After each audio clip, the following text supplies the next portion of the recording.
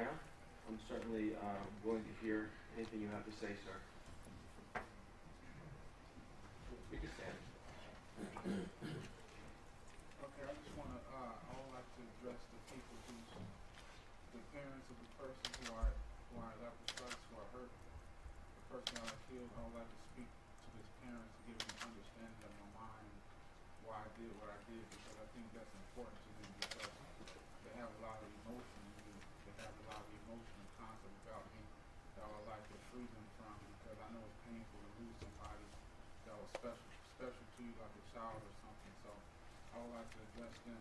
I'm not going to look at them because I don't want to disrespect them or anything or make them feel insecure, uncomfortable or anything, but I would like to say that I apologize to his parents, and I apologize to those who are close to him and to those who love him and respect him and honor him as an individual person, as a person who loves himself, as a person who loves what he does, as a human being does. I would like to address the court. I apologize for swallowing. I'm kind of nervous, but I would like to say to his parents that I apologize to them and that they'll please forgive me as a human being. I know I made a mistake, that I killed someone. I know that I'm not supposed to kill people unjustly because it doesn't apprehend my mind as being a human being, but I do realize that I am a human. If you will realize me to be a human being, then enunciate to me and tell me that I am a human being. I know you realize that I'm a human being, but I would like to say to his parents, I apologize. I wish I never killed him. It was a mistake of my mind and my body. I made a mistake for the idea that I had for my reason to kill him, but he was a human being. He was young, athletic, and sport-like, and a very good person. He's esteemed. He has a lot of good people that love him and respect him, and I respect him as an individual, as a human being, like I'm a human being. I respect him for that. And I'm asking everybody, including his parents and those who are listening and those who are watching, if they can respect me as a human being, at least see me as a human being. I know that I'm doing time. I know I have life without parole. I know I have all these aspects that they're putting on me, and I accept it for what it is. But at the same time, I'm a human being. So please look at me as a human being. I have enunciation. You see, I'm going to say something that sounds like it's disrespectful, but I do have a penis, and I have an anus. I have feet, and I have hands, and I have eyes, and I have ears. I'm a human being like everyone else here in this court. I respect those who respect me as a human being, to know that I am intellectual. I'm a human being that has an intellectual mindset about myself. I am a saint. I am a person who understands himself to be God-like in his mind, just like every other human being. But I do want everyone here in this court to know that I'm a person who understands himself. I'm a person that understands that I did kill someone unjustly in my mind and my body and my perception that I received at the time when I was acting in the act that I committed when I committed the murder of that young child. But at the same time, he's a boy to me because he's 19, I'm 34. He's like a boy. I wish I could go back in time. I'm sorry for the swallowing. I'm nervous. But I would like to apologize for my scheme that I have here. I have a scheme. I want everybody to believe me to be a human being and not judge me as if I'm a beast or a monster. I would like everybody to know that I'm a human being. I'm going to look at everybody. I apologize to everybody for being enunciated into and being evil for any type of way, but I'm not evil in my actions. I'm not evil in my deeds. I'm not evil in my crime. If you don't mind, I'd like to look at the crowd so they can see my face, if that's all right with you. If you wish to turn around, you may. I would like to turn around so you can see my face. I'm a human being. I would like everybody to know that I'm a human being. So if you would like to judge me for who I am as a human being and look at me as a human being, I'm a human being. Allow me to be a human being and don't judge me as a beast or a monster because of my actions. I'm okay now. I would like to look at the judge, sir. I would like to appreciate the human beings here that see me as a human being. I'm a human being. I would like that to be clear. So judge me as you are. I appreciate your judgment. You're very intelligent. I watched you for the last couple of months. You're very intelligent. You realize yourself. I'm speaking to you. You're very intelligent. You realize yourself as a human being. I would like to be respected and honored as a human being. Put me in prison for the rest of my life if that's what you choose. I know what I've done. I know the crime that I did, but I am a human being. So please judge me and look at me as a human being, someone who has feelings, emotions, and a concept of God and a mindset of understanding himself to be precious in his own body. I'm precious to myself just like everyone else is precious. The people that I killed was precious to themselves, and I respect them to be human beings. I wish I could go back in time, but it's been time. I've been incarcerated for the last 4 years, and I've been in solitary confinement, so I've been keeping to my mind and meditating, and I realized myself I wasn't as intellectual and intelligent and as bright as I am now, but I wish I could go back in time and be the person that I am to make the decisions that I didn't make, to make the decisions that I wish I would have made that's better than what I would make back then. But I'm allowing everybody to know. I appreciate everybody. I'm looking at everybody one more time so they can see my face. I'm gonna look at everyone one more time. I want everybody to see my face. I want everybody to realize that I am a human being. So please allow me and respect me as a human being. I'm not a monster or a beast. I'm not anybody that's subjugated to any default other than me just being an intellectual aspect of God as a human being created in His image. Allow me to be free from the aspect of hating anyone or being hated by anyone. I'm allowing everybody that's behind me to see my face. Everybody to see my face and know that I am a human being. Look at me, I'm a human being. Allow me to be a human being, a person with respect for myself and for others. Now I'm going to look at the judge. Judge, I respect you as a person. I respect you as a human being. I respect you as a person who respects himself, to realize that he's governing his soul. You are governing your mind and your body and the things that you choose to be an aspect of your mind, to respect you as a human being, as the image of God, as a servant who respects himself and respects his judgment as a judge of the United States. I respect you as a person who respects himself. I respect you as a person that respects me as a person. I respect everyone who respects me to respect me as a person. I'm respecting myself, and I ask you to respect me. Thank you for giving me this time in prison. I appreciate prison. I appreciate my time. I appreciate the things that I did, even though it hurt people. I don't regret anything because it made me who I am today. I respect myself, to be myself, to understand myself, to govern myself as a person, to be himself inside of his body and his mind, to respect himself, to govern himself as an aspect of God. I'm an aspect of God. I'm an intellectual concept of God. I'm a human being who respects himself to be a human being inside of his mind. I love myself to be a human being. I love myself to be me. And I respect you to be you. That's all I need to say. All right, thank you, Mr. Brown. Okay, Mr. Center, Mr. Slandi. Thank you, Judge. Judge, there are members of Brendan's family and also his friends that could not be here today. They have put together some statements that they wished to have the court hear in open court. The first of this is from Summit, New Jersey. When we leave here today, we, as family, friends, and community, will continue to remember Brendan and strive to spread good vibes in his likeness. There is no sentence great enough that can be imposed to make up for Brendan not being here. There is no true justice in this case. That stated, impose the maximum sentence because this defendant is a cowardly terrorist who has no respect for life and no respect for this country. Impose the maximum sentence because he deserves it and nothing else. The next is from Livingston, New Jersey. Although Brendan continues to spread random acts of kindness from the heavens above, and for which the principles of his life were built upon, it would have been more appropriate for the people that knew him and loved him to witness more of these loving acts of kindness with their own eyes, ears, and hearts while here on earth. His good vibes and easy living spirit continues to inspire people of all ages, near and far, for he was a true caretaker of people's hearts. Also from Livingston, New Jersey. Although you stole something truly special in this world, Brendan's spirit will always triumph. His legacy will never dim, and his good vibes will continuously linger upon us. You are the darkness in this world, and Brendan was the bright light. The good will always prevail. Also from Livingston. Brendan has a legacy that will live on in an incomparable light forever, bringing the good to this world, where we may not see it, but we will feel it, as you will each and every day of your sentence. From Verona, New Jersey. Brendan was not only taken from his beautiful, beloved family, but from an entire brotherhood and their respective families of Seton Hall Prep. 2 weeks after an amazing, faithful 2014 commencement, Brendan's death broke our hearts. All celebrations ceased, and a collective mourning spread throughout the world. And from Chatham, New Jersey. The heinous murder of Brendan Patrick Tevlin has diminished all of us. However, his bright, compassionate, and loving light will never be extinguished. We honor his life every day. We will never forget. His love is eternal. #GVEL, #BBT, forever. Judge, multiple members of Brendan's family, as well as his friends, also wish to address the court. The first is Linda Powells, who is friends with Brendan Tevlin.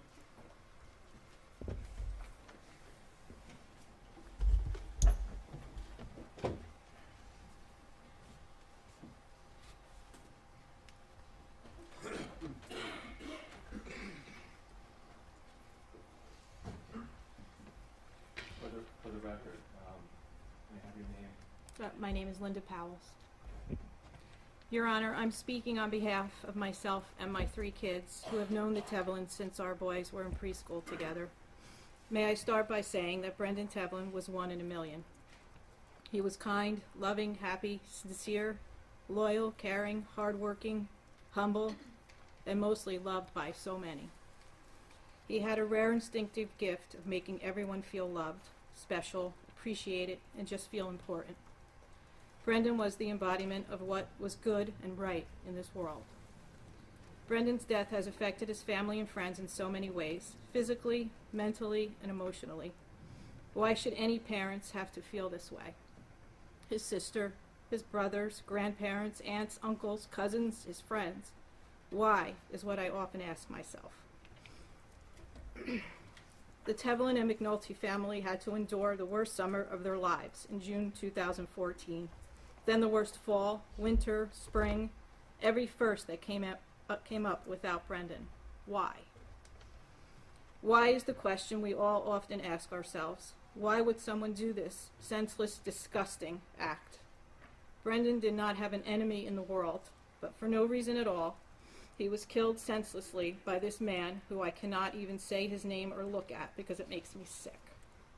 In Brendan's life, he left a huge legacy of kindness, compassion, and caring for others.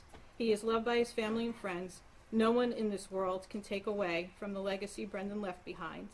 What I do ask of you, Your Honor, is that you consider rendering a sentence that you would give someone who had taken your own son's life. Brendan's motto is engraved in all our hearts: good vibes and easy living, something we all should live by throughout our daily lives. He lived each day like it was his last day on earth. With all this said, my kids and I thank Brendan for showing the world what a true and genuine person is, as we hold in our hearts the good vibes and easy living spirit he leaves with us. Please, Your Honor, let justice be served. Thank you very much for coming up here and sharing that. Thank you. Judge, the next person who wishes to address the court is Lisa Rodino.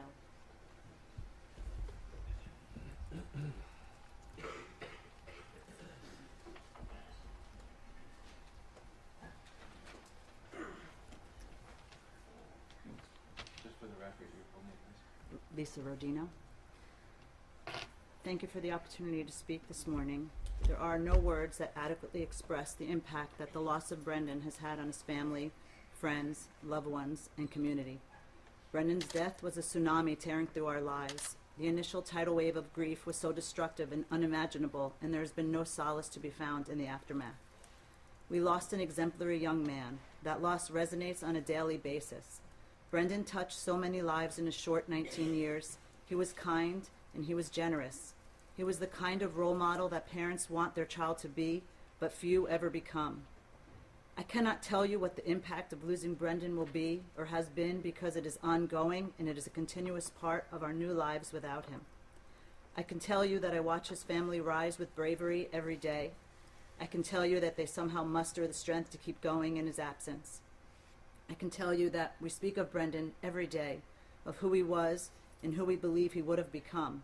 We wrestle with the way he died and the horror that he experienced in his final moments. I can tell you that my adult children continue to cry over the loss of their childhood friend, and I can tell you that I continue to weep for the boy I raised along with my own, for my friends' broken hearts, and for the collective wounds that will never fully heal. I can tell you that every wonderful and joyous occasion has the sting of Brendan's absence.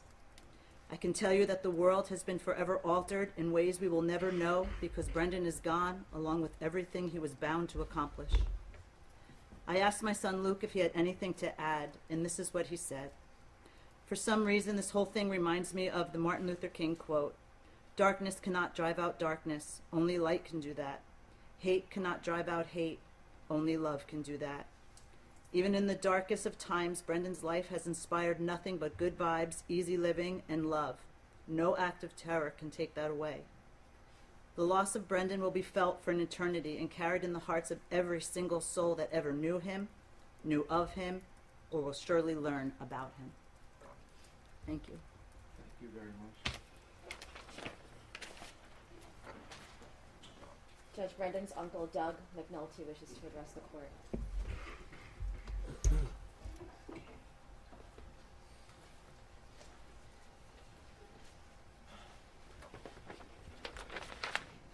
Yes, your full name, please. Doug McNulty. This was written by my niece Lauren, Brendan's cousin.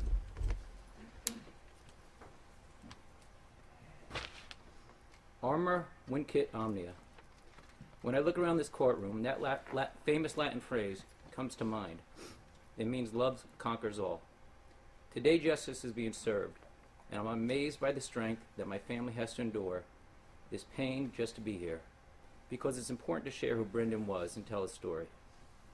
He has touched so many lives and continues to inspire me, and anyone who knew him to be a better person, to live for the greater good, and to create a better world to live in. If Brendan were here today, I know he would be doing everything in his power to make the world a better place. When this world was robbed of Brendan, someone once said, Brendan was all that was right in this world, and the monster that took it is all wrong. This monster doesn't deserve to be addressed as a human being, as humans are capable of reason and compassion. It does not deserve an explanation of my hurt, anger, or feelings, but they do deserve to be exposed to the strength of this family and community, and to know that they have changed our lives indefinitely for an absolutely unjustifiable, selfish, and cowardly act. While you rot in a concrete cell for the rest of your worthless passing of life, Brendan's legacy will live on tenfold. Truly change the world. Armor vincit omnia. Love conquers all. Thank you. One of Brendan's other uncles, Neil McNulty, also wishes to address the court.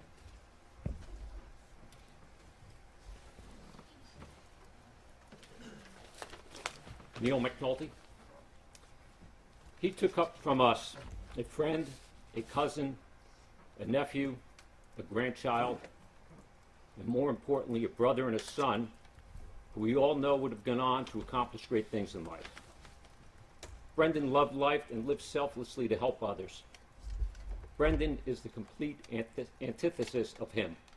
He is nothing but a cold, heartless coward, and despite what he said during his plea, he is a scumbag.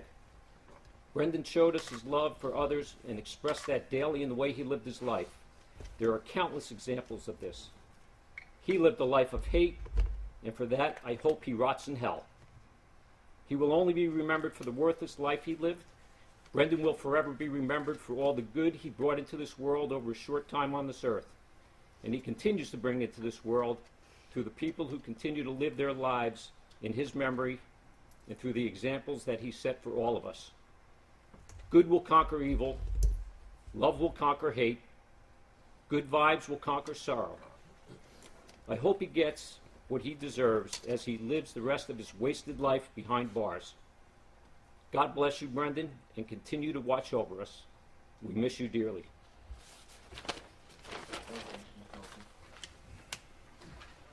Judge, next is Kathleen Nolte, Brendan's aunt.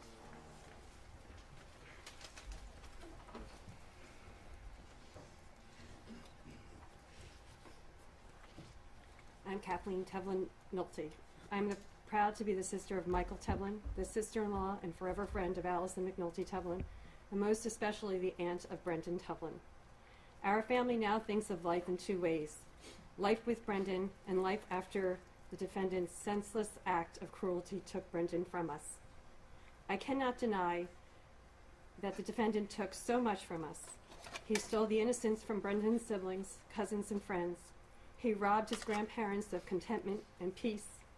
He took from Allison and Michael the joy of watching their oldest child become a man with a family of his own. Worst of all, he took Brendan from the world that needs people like Brendan most. From when he was a child, Brendan was joyous, loving, and generous. He was a person who gave more than he took. In short, the exact opposite of the defendant. He robbed our family of so much, but I am here to tell you what he can never take from us. He has not taken the desire of achievement and kindness that Brendan embodied and that I witness in Michaela, Brian, and Sean every day. He has not taken the sense of community that Brendan cherished, that I witnessed in Brendan's friends and cousins honoring his memory in an annual lacrosse tournament. He has not taken the loyalty that Brendan exemplified, that brought together old and new friends to support Michael and Allison in their time of need. Most importantly, he has not taken the strength that Brendan inherited from Allison and Michael which has permitted them to get up each and every morning, determined to make each day a little bit better than the last. So I'm glad to tell you what will happen next. He'll meet his judgment day, but we will gather for birthdays and weddings and Christmas and St. Patrick's Day and countless other occasions. And there will be tears as we think of Brendan, but there will also be love and laughter and joy, because we will be together and because Brendan would want it that way. Thank you. Thank you. Judge, next is Tom Magnier, another uncle of Brendan's.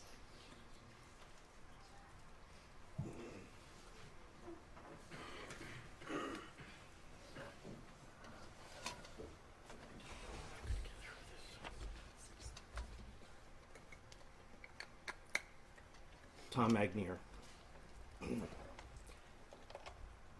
remember getting the phone call in the early hours of the morning of June 26, 2014. My wife Kathleen answered the phone and just screamed. I could not comprehend the words she was saying. They didn't make sense. Brendan, shot, murdered. Kathleen rushed to be with Allison, and our four sons squeezed into our bed. They were crying. They were confused. They were hurting. I kept telling them it was a mistake. Your mother didn't hear it correctly. It didn't happen. It will be okay. Brendan will be okay. I could not know how at that moment my life and that of my wife and our four sons has changed. It changed our lives forever. I can't remember the details of the days and the weeks that followed, but I remember the pain, the emptiness, the void, the darkness that I was feeling and feel now. It was the same pain my boys were feeling, and I could not explain to them how this could happen. I could not comfort them with a meaning. How can I explain that their cousin, someone they loved, looked up to, was so brutally taken? I didn't know what to say, and I still don't. I remember the pain my wife was feeling, and how I couldn't assuage her grief, her heartbreak. I didn't know how to help her. I remember Mike and Allison, the sorrow that was on their faces, the anguish that filled their whole being. But they were outwardly strong for Michaela, Brian, and Sean. They were all being strong, but the help me. Incomprehensible. The incomprehensible loss and meaninglessness of it was draped over them like the shadows in the darkness. I remember before the details of the night were known, Mike and I were standing in his backyard, and Mike was questioning what he missed. What could Brendan have done?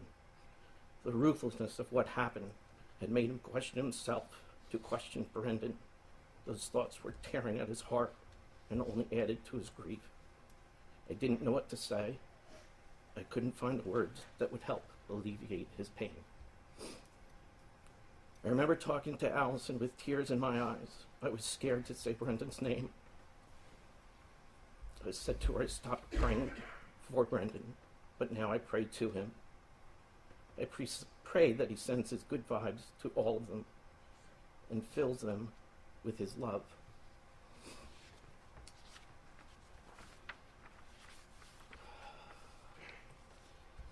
To say that Brendan's murder was tragic, that it was a meaningless, violent act, would be an understatement. What was stolen from the lives of those who've loved him cannot be quantified by words of mine. It has been said no person was ever honored for what they received. Honor has been the reward for what they gave. Brendan has been honored in many ways, not for how he died, but for how he lived. As it says on one of the plaques at the fields that was dedicated in his memory, his genuine goodness towards others and positive influence is his legacy. For the convicted, who I do not respect as a human being, from this day forward, I will not think of him again. He will be forgotten. I will find comfort as I continue to think of Brendan every day and feel his love. He will be forever remembered by all who know him and all who love him. Good vibes and easy living. Thank you. Thank you.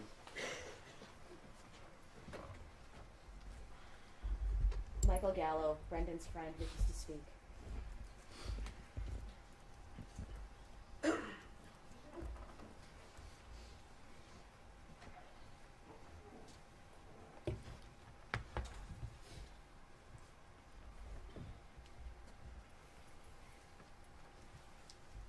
Hello, my name is Michael Gallo. I was one of Brendan Tevlin's best friends. I met Brendan freshman year when we both attended Seton Hall Prep. Throughout the 4 years at Seton Hall Prep, Brendan and I became very close friends. We shared a lot of common interests. One of those common interests was our Irish heritage and a passion for playing the bagpipes. Throughout high school, we played in the Essex Shillelagh Pipe and Drums band. Some of my best memories come from playing with Brendan at the West Orange St. Patrick's Day Parade and events. In 2014, after just completing my first year of college, I remember how excited I was to come home and spend the summer with my high school friends. Brendan and I had spent a lot of time together over the first couple weeks of summer. We started our summer as any normal kids our age would, playing wiffle ball, trying to play as much golf as we could, and caddied at Rock Spring Country Club together. We had a lot to catch up on, as we both had a lot of stories to share from our previous year away at different colleges. On June 25th, 2014, we were hanging out. It was a normal summer night for us, playing video games and watching sports. At the end of the night, I shook Brendan's hand and said, "I'll see you tomorrow." Unfortunately, though, I did not get to see Brendan the next day. Brendan was murdered that night on his way home. He was senselessly gunned down. I will never forget the look on my dad's face as he came running into my bedroom early the next morning, telling me that there was an accident and detectives were here to speak to me. Later to find out it was not an accident. Brendan was murdered. I didn't want to believe it, and I couldn't believe it. My best friend was dead. I would consider this next few weeks to be the worst of my life. I had a lot of questions that couldn't be answered. Who? Why? Since I was one of the last people with Brendan that night, people asked me those same questions as if I knew the answer. Some people even speculated that Brendan and I had been involved with the people that had done this. It still makes me sick to my stomach to think that people thought that we could have had anything to do with this. I still think about Brendan every day.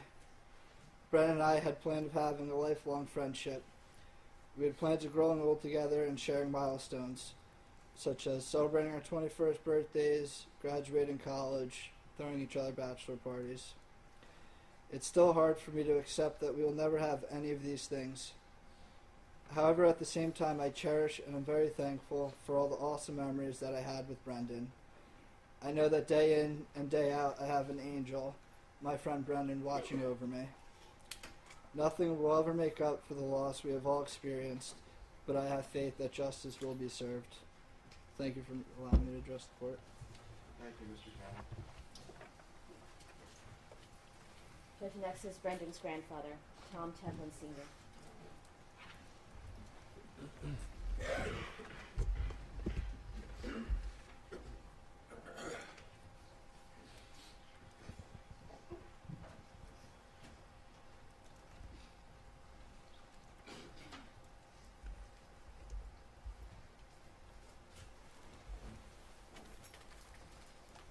Tom Tevlin Sr.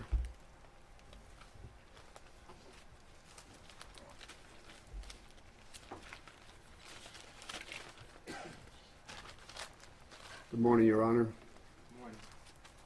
Thank you for allowing me to address the court. My remarks will be positive and about my grandson, Brendan Tevlin, as I am one of the loving grandparents of Brendan and my fellow grandparents of Brendan, Neil and Barbara McNulty. and my wife Carolyn.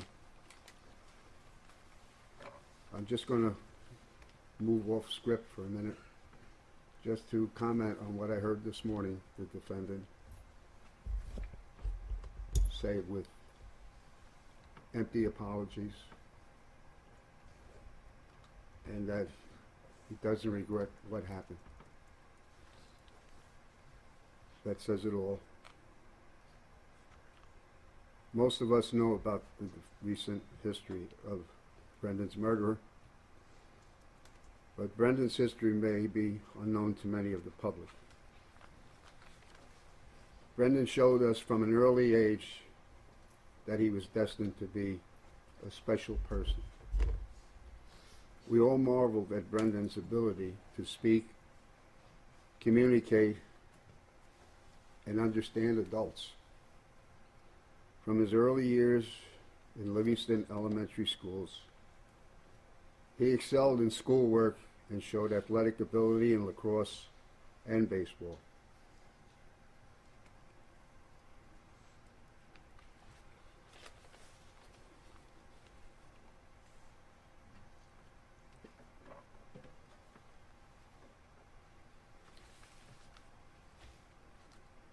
After entering well-regarded Seton Hall Prep School in West Orange, he continued to excel in school studies and participated in lacrosse.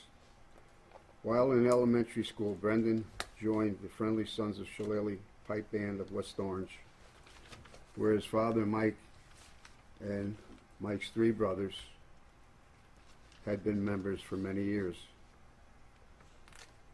Brendan took lessons in bagpiping, where again, after a few years of instruction, became very proficient with the band, performing in many parades and functions throughout the state. As the years went on, Brendan's younger brother Brian also joined the Shillelagh Band, and under the tutelage of Brendan, has become in his own right a successful bagpiper and active member of the band. One of our fondest memories for my wife Carolyn and myself was watching Brendan perform at our high school alumni get-togethers and later performing with his brother Brian.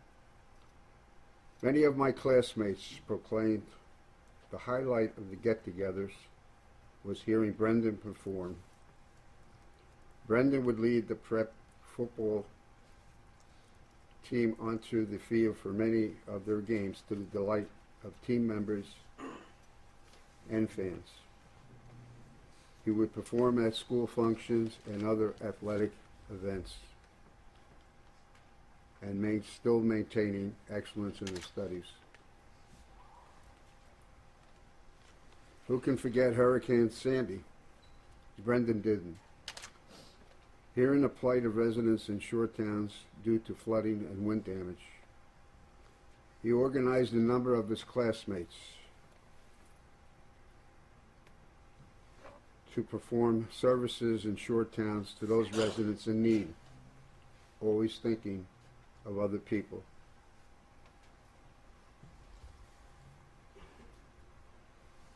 A quality of a true leader. Upon his graduation from the prep, where he was honored for excellence in studies, Brendan applied to Notre Dame University, where he was accepted to their waiting list, but he wanted to move on with his education. So he was also accepted to the University of Richmond, where again he excelled in his classwork as a freshman. None of us knows how far Brendan would have gone with his life or if his dreams would have come true. But all of us in the Tevlin and McNulty family know he would be a big success, helping those less fortunate. In conclusion, my God says, forgive those who trespass against us. I am nowhere there as of today. and only my God knows if ever I'll be there. But I do know there is a big hole in the hearts of the Tevlin and McNulty families. Sometimes the very good and the very young are taken from us. And maybe in this case, because he was a young American. But he will be playing his bagpipe for his God. He will always be in our hearts, never forgotten, with his favorite saying of good vibes and easy living. God bless you, Brendan. Thank you, Your Honor. Thank you, Mr. Tevlin. Judge Brendan's aunt, Kathleen McNear, also wishes to address the court.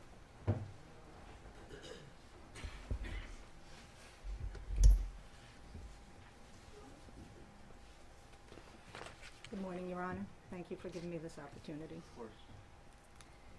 My name is Kathleen McNear. I'm Brendan's aunt. My life forever changed in the early evening of May 2nd, 1995, 23 years ago tomorrow, when I first held my beautiful nephew in my arms. I could never explain how much joy he brought to my life. I watched him grow, mature, and bring others joy for 19 years. Then, my life forever changed again when I got the early morning phone call on June 26, 2014, and found out that that monster decided to play God. In the process of playing God, he hurt beyond repair a family, countless friends, and many communities. He shattered many lives. For almost 4 years, I've witnessed and shared in the unimaginable grief, anger, sorrow, and pain that nobody should ever have to bear. Every morning when I wake up, there's a split second when life is normal. But the reality is, the nightmare we are living is real, and life as we knew it will never be the same again. My sister, my brother-in-law, my niece, and my nephews will never again be able to celebrate milestones with their son and brother because he decided to play God. My parents will continue to age knowing they cannot take away the pain and suffering of their children and grandchildren and desperately searching for ways to provide comfort because he chose to play God. My family will continue to be confused and hurt, depriving my children of the role model they all looked up to because he chose to play God. Many friends, relatives, and even strangers will continue to question the hows and whys because he chose to play God. While these impact statements are meant to convey how much of this monster's cowardly, senseless, vicious, and deliberate actions have taken from us, it's obvious from looking around this courtroom it could never truly be put into words. Instead, I chose to focus on the impact Brendan made on our lives in this world. Unlike this monster, Brendan accomplished so much in his short life. Unlike this monster, Brendan always had goodness in his heart. Unlike this monster, who has never contributed anything to society, Brendan's contributions are immeasurable. Unlike this monster, who is nothing more than a cold-blooded killer and a sorry excuse for a human being despite what he said, Brendan was loved, appreciated, and deeply cared for by his incredible family and friends. Unlike this monster, who will spend the rest of his life locked up in a small cell like the animal he is, Brendan will continue to have a major presence in our lives and will continue to live in each and every one of our hearts. He's in the sunshine and the stars. He's in a song on the radio. He's a bagpipe tune. He's a warm smile, an act of kindness, an ocean wave breaking on the shore. We see him everywhere. No punishment could ever be enough to make up for our loss and the promising future that was taken away from this world. No punishment could ever be enough for the families of the other victims of his violent killing spree. The animal who chose to play God gave no mercy to Brendan and deserves no mercy from the court. All of us who suffer from the horrific acts committed by that terrorist and murderer will make sure Brendan's life and his good vibes and easy living motto will be remembered for generations to come. He could never take away the love in our hearts or the memories of better times. Heaven has our angel, but Brendan lives on in all of us. His light will continue to shine. Thank you, Your Honor. Thank you. Brendan's sister, Michaela Tevlin, wishes to address the court.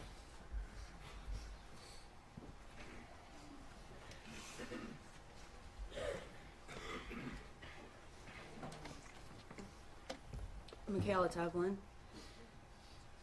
I was naive to believe that there is absolutely nothing that could cause enough pain and desolation to break a person's heart.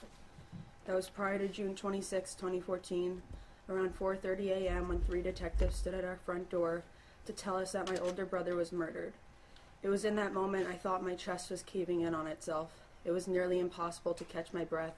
My entire body had gone numb, and the only thing I felt was the immense pain in my heart. I assumed this pain would lessen after that summer my brother died. I thought the moment after I finished giving his eulogy to over 1,000 people at his funeral that life would move forward and somehow return to the way things were before. Inevitably, life did not move forward. Life did move forward, but not the way I wanted it to, because when Brendan's life ended, a part of mine did as well. The last 3.5 years have been nothing short of a tumultuous war, each day being a new battle. It's the heartache I felt every night in the summer of 2014 when my mom would climb into bed with me and cry herself to sleep, or when my dad would get home late at night, go to our family room, and silently sob because he thought no one would hear.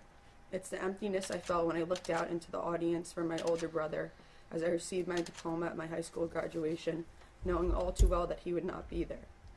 It is the pain that comes with every birthday, holiday, and anniversary. It is the immense fear I have when I drive alone at night, holding my breath if a car ever pulls up alongside me. What are some of the most defining years in a person's life have been chalked up to whether or not I will have enough strength to get up in the morning. Even my happiest moments have never and will never be complete because Brendan will not be there. He should have been the first person to hug me when I was accepted into his college, the University of Richmond. Brendan is the one who should have been sitting alongside me when I skydived for the first time because it was all he ever wanted to do. It should have been him who took me out to celebrate on my 21st birthday. When I graduate next May, when I get my first job, when I'm walking down the aisle at my wedding, or when I have my first child, these are all milestones that we'll never be able to fully enjoy, knowing that Brendan will not get to experience any of it alongside me. Brendan was ripped from the world that he spent his entire 19 years of life trying to make a better place. And despite the depression, the trauma, and anxiety I have when I can't remember his voice, I do believe that some good has come of this heinous crime. It has proven above all else that love and hope will forever trump evil. It has left every person Brendan had ever encountered, and even people who have never even met him or my family, wanting to be a better person. Everything that Brendan ever was will forever overpower even the smallest detail of his death. My family and I will spend the rest of our lives trying to recover from what had happened in June of 2014, but we will never be whole again. My parents will never get to see their oldest son again. My 2 younger brothers and I will never get our best friend, role model, and above all else, older brother back. Thank you. Thank you.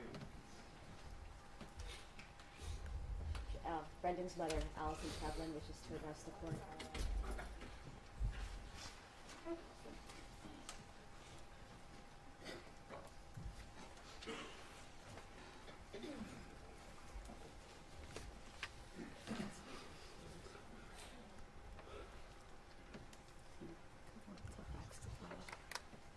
Allison Tevlin. Nobody could ever know the depth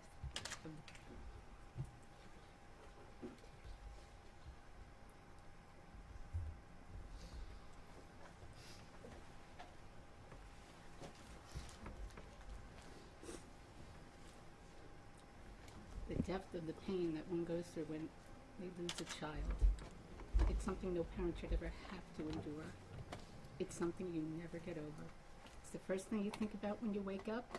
the last thing you think about before you go to sleep. In addition to having an irreparable hole in your heart, the constant worry and sadness you have for the child's siblings, aunts, uncles, cousins, grandparents, friends is constant and at times debilitating. My son Brendan, without an exaggeration, was an amazing human being. His smile could light up a room and put anyone at ease. He was handsome, athletic, smart, kind, faithful, generous, and a sincere, good soul. He brought people together, and he was inclusive and caring towards everyone. He was an amazing son and a perfect role model to his younger sister and brothers. He worked so hard for all that he achieved in his short 19 years, and he truly never took anything for granted. One thing in particular about Brendan that I often think about is that he was very non-confrontational and very cautious. He avoided trouble at all costs and would never put himself in a risky situation. Things of that sort made him nervous. The night he was taken from us, he had just texted me to say he was leaving his friends and would be home shortly. He was 5 minutes away on a street in a quiet suburban neighborhood on a road that he had been on many, many times, not far from his beloved Seton Hall Prep. That is where this vile excuse for a human being who traveled across the country with an illegal gun in his possession with the intent to take a life that night waited in the bushes to kill. That night he robbed us of so many things that a parent looks forward to with hopes and dreams for their child. At his arraignment, this animal called what he did a mistake. It was no mistake. It was a cold-blooded, plotted and planned murder of someone who was loved more than he could ever imagine, and by no one more than me. We are so grateful that this monster will be locked up forever with no chance of parole. He doesn't deserve to see the light of day ever again.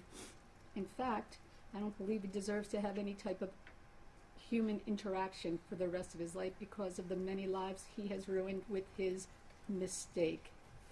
He also does not deserve the respect of anyone, despite his pleas.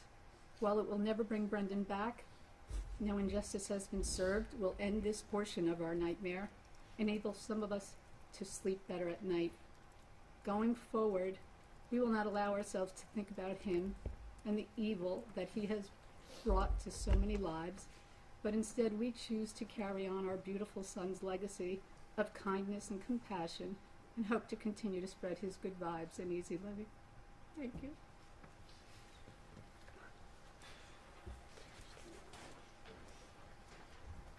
Judge, I believe that, I believe that's it.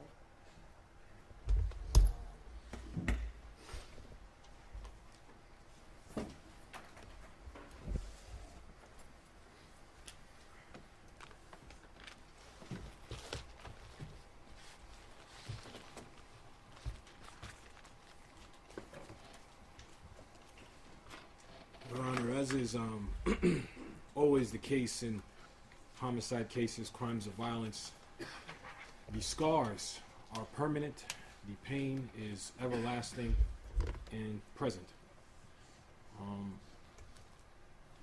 As the court is aware, this murder, this public execution was carried out in ambush style. As Ms. Tevlin pointed out, this crime did not begin on June 25th, 2014. It began in Washington several weeks before, when this defendant procured an illegal handgun, by his own admission, executed 3 men in Washington, public murders very much like this, came here, hid in plain sight, took public transportation, went to stores, walked around people, buses, trains, etc.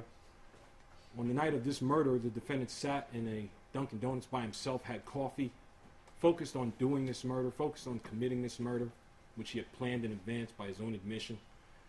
Went to a secluded street on a rainy night, hid in bushes, and looked at cars. trying to find what he described as a just kill, a perfect target. He indicated that while waiting in the bushes, he observed the victim in this instance. He then approached the car to make sure that the victim fit the description that he was looking for, a young male by himself.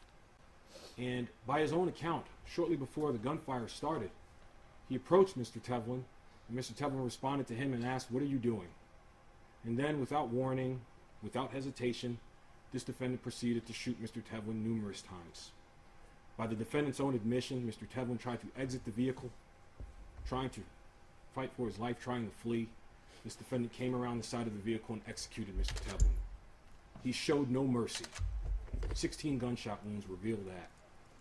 He then drove him to a public area, not the secluded street where he murdered Mr. Tevlin, but took him to a main thoroughfare in a large apartment building so Mr. Tevlin's body could be seen and it could be exposed to carry out this defendant's mission of vengeance against the United States government for what he described as all of the millions of lives the United States had taken in Iraq, Syria, and Afghanistan. This was meant to shock the conscious. This was meant to frighten the public, very much like the other murders that he involved himself in.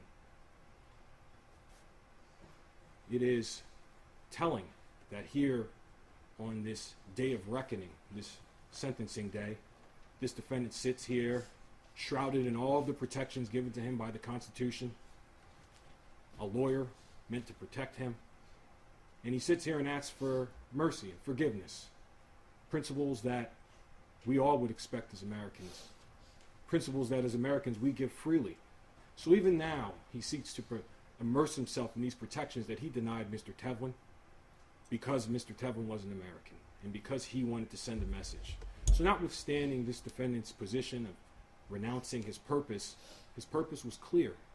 The court knows from the evidence that the defendant was radicalized online. He started following the Islamic State. He came to New Jersey with the purpose of using this as a jumping point to go to the Middle East, to collect a passport so he can go to Syria and join the caliphate. That's all in the record. As we look at this defendant and his criminality in its totality, we see a defendant that has, over the course of since 2000 or 1999, has amassed over 18 arrests, has collected offenses, convictions ranging from bank fraud related to terrorism, assault, domestic violence, sexual assault on minors, registered sex offender.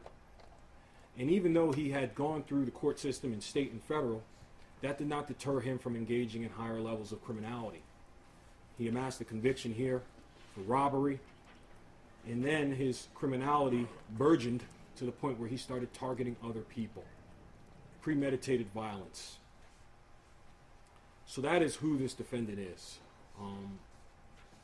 In the papers that the state filed for the extended term application the court already went through, we've met the prerequisites, the basis for having him be sentenced to an extended term quite easily. This defendant has, by my count, Your Honor, about 22 convictions now, and before he sat here and went through this case, he had 15 convictions for a number of different offenses. It is clear that half measures and leniency haven't worked, and so that is why the state is asking that the court respectfully impose the maximum term allowable. The aggravating factors that I've cited in my papers, Your Honor, I'll just go over them briefly. I know the court is all too familiar with them.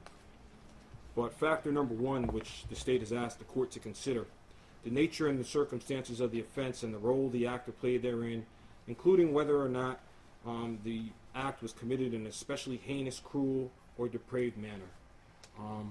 I think the defendant's acts fit the very definition of depravity when you see a defenseless, unsuspecting, unknowing victim, incapable of getting away, being shot, trying to escape, and then being executed.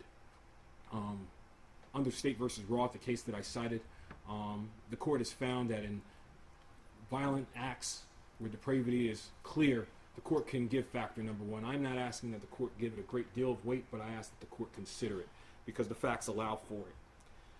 Factor number three, the risk the defendant will commit another offense. I ask that the court give this massive and crushing weight. Past this prologue, we can look at this defendant's criminal history and tell that the risk that he will commit another offense is great. he has become a stronger, more adept, more capable criminal in the course of the last 15 years, going from minor bank fraud, aggravated assault, to premeditated murder. So it is clear factor number 3 is at play here. The factor number 6, the extent of the defendant's prior criminal record and the seriousness of the offense for which he's been convicted. It is clear the court is familiar with the defendant's record, but this defendant took up arms against his country, and he didn't go out and take on, other people where he could have a fair fight, other men with guns, people that take an oath and swear to protect the public. He focused on defenseless citizens, unsuspecting citizens. And in this case, the victim in this instance on a rainy night, alone, on his way home to go see his mother. So it is clear that the seriousness of this offense is something that this court should give massive weight to. And then I come to factor number 9, the need to deter this defendant and others from committing an offense. I would also ask that the court give this immense weight. The danger, what we've seen in today's times, is that through the internet, through different outlets, some of our young men have, and women, engage in copycat offenses. And it is necessary that this court, through its sentencing, make clear that this is not the sort of conduct that is to be followed. This was senseless, shameless violence, premeditated and unnecessary. And the danger of leniency and half measures would only serve to embolden those who would also go down this path of violence and killing unarmed people, innocent people. And so it is clear from this defendant's criminal history that he cannot be deterred. Deterrence hasn't worked at the federal level, the state level, and every other level before we've gotten here. But he must be stopped. And certainly the count to the terrorism charge, the mandatory life sentence, will do that. But there is a strong need to deter others from following this path. This defendant is no martyr. He should not be given sympathy. And he has done nothing to warrant leniency. I submit, Your Honor, this defendant's behavior in its totality, his criminal history, and his conduct here warrant the most severe punishment that we have. And so that is why, Your Honor, for count 1, as the court is bound to, the state would respectfully request that the defendant be sentenced to mandatory life in prison.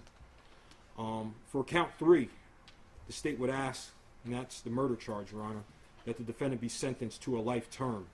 As I put in my papers, Your Honor, under 2C38-2, subsection F, a conviction for terrorism shall not merge with any other offense. The court shall impose separate sentences upon each violation of this offense and any other offense. And so I believe that is more than sufficient basis for this court to run count 3 consecutive to count 1, and that the court impose the maximum on count 3, life term, subject to the No Early Release Act. For count 5, Your Honor, the carjacking count, I would ask, and I would amend my request that I put in my papers, that the court consider imposing a extended term for the carjacking offense, which I would submit does not merge with the murder, and that the defendant be sentenced to a life term for the carjacking offense subject to the No Early Release Act. And so that is the state's request, Your Honor. 3 life sentences. Thank you. Thank you, Mr. Semper.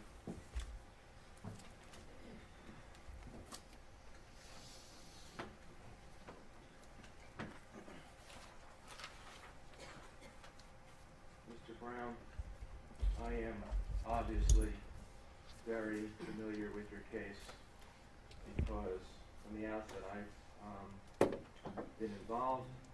I am familiar because on March 6th of this year you pled guilty before me, not to a plea agreement, but you pled straight up to the indictment. Count 1, first degree terrorism. Count 3, first degree murder. Count 4, first degree felony murder. Count 5, first degree carjacking. Count 6, first degree armed robbery. Count 7, second degree unlawful possession of a weapon, a handgun without a permit. And count 8, second degree possession of a weapon for unlawful purpose. This occurred in the middle of jury selection. I am also familiar with the case because I've dealt with many motions throughout the last 3.5 years. I am familiar with the case because I've read every word of your pre-sentence investigation report. So I'm aware that you were born on December the 12th, 1984 in Seattle, Washington, which makes you 33 years of age. You completed the 9th grade at Rainier Beach High School in Seattle, Washington, and then you later went on to obtain your GED at the age of 20. You were employed for a period of time in the construction industry. You're single with 3 children of your own, ages 12, 8, and 4. I'm also familiar with your extensive prior criminal history. As a juvenile, you had 1 juvenile petition filed against you. However, you were not adjudicated of that, but as an adult, you've been arrested on at least 19 occasions with 3 prior indictable convictions to date. So this case represents your 4th indictable conviction. Your first indictable conviction goes back to June 10th, 2005 in the state of Washington, a federal court, where you were sentenced to 84 days in custody and 3 years supervised release on a fraud charge. March 23rd, 2012, in this Washington State Superior Court, where you were sentenced to 364 days in jail, 48 months probation for a rape charge, Class A felony, communication with a minor for immoral purposes, which was in Washington considered a gross misdemeanor, and another count of communication with a minor for immoral purposes. On January 20th, 2016, here in Essex County, you were sentenced to 36 years to state prison for a first-degree robbery, secondary possession of a weapon for a lawful purpose, secondary unlawful possession of a weapon without a permit, and fourth-degree possession of dum-dum bullets. Since pleading guilty here before this court, you went to Ocean County, where, as I understand it, you also pled guilty to a first-degree robbery. Awaiting you in the state of Washington are 3 more murder charges that you will attend and deal with. You also have 5 prior disorderly persons offenses. So the court is always required, under the law, to consider aggravating and mitigating factors. In your particular circumstance, there are absolutely 0 mitigating factors on your behalf. As far as aggravating factors go, the prosecutor is asking you to consider aggravating factor number 1, which is that the nature and circumstances of the offense and the role of the actor therein, including whether or not it was committed in an especially heinous, cruel, or depraved manner. I cannot disagree with the prosecutor that one would think that certainly aggravating factor number 1 would be appropriate here. If not for a case like this, in the way it was carried out, then what kind of case? However, I am mindful of aggravating factor number 1 being very infrequently employed or used. So while I don't disagree with you, Mr. Semper, as far as aggravating factor number 1 goes, I am not considering it for purposes of the sentence, although I do acknowledge that it exists. So whatever weight, if any, would be little in terms of aggravating factor number 1. However, aggravating factor number 3, the risk that you'll commit another offense, I most certainly find, based upon your extensive prior criminal record. You've demonstrated over and over and over and over again that you will continue to commit crimes more and more serious, which has culminated in the murder of Brendan Tevlin. I do find aggravating number 6 as well, which is the extent of your prior criminal record and the seriousness of your record, the reasons I just outlined. And I also find aggravating factor number 9, which is the need to deter you and others from violating the law. I know Mr. Semper has indicated that there's a need to deter other people from this type of behavior. Quite candidly, I really can't fathom that too many other people would commit the type of brutal crime that you did in this particular instance. But nonetheless, I most certainly agree that there is a need to deter others from violating the law in this instance. So the court is clearly convinced that the aggravating factors substantially outweigh the non-existing mitigating factors. Now, I have been a judge for over 8 years, and this clearly is one of the most, if not the most, heinous, horrific, brutal crimes that I have ever presided over. And I hearken to say that in all my years prior to getting on the bench, I've never been involved in a case with this kind of brutality. Your callous, ruthless, barbaric behavior is truly more akin to the actions of a monster rather than a human being. You have 3 children of your own, and as parents, we always teach our children to do unto others as you would want done unto yourself, and to treat people with respect. And I can't even imagine that if anyone were to do what you did to any of your 3 children, how you would feel. I sat here for the last over hour listening to all of the friends and family of Brendan Tevlin, and I can't imagine that their courage is coming up here and expressing their feelings toward Brendan, how they mustered the strength to get up here in front of TV cameras and everybody. There's probably nothing more terrible and difficult for them other than living every single day without their beloved son. Your motivation that you discussed in your statements in terms of why you murdered Brendan Tevlin was completely and utterly misplaced. Your criminal actions in absolutely no way influenced the United States government as you had thought or wanted. Rather, the senseless murder of a completely innocent young man so full of life and energy and vigor has only brought devastation and despair to an incredible family who never did a thing to you. In the very beginning today, I let you speak, and you rambled on, and at first you wanted to address the family and everyone here, and I thought apologize, and in your rambling, you then indicated that you have absolutely no regret for what you did here. And again, that does say it all.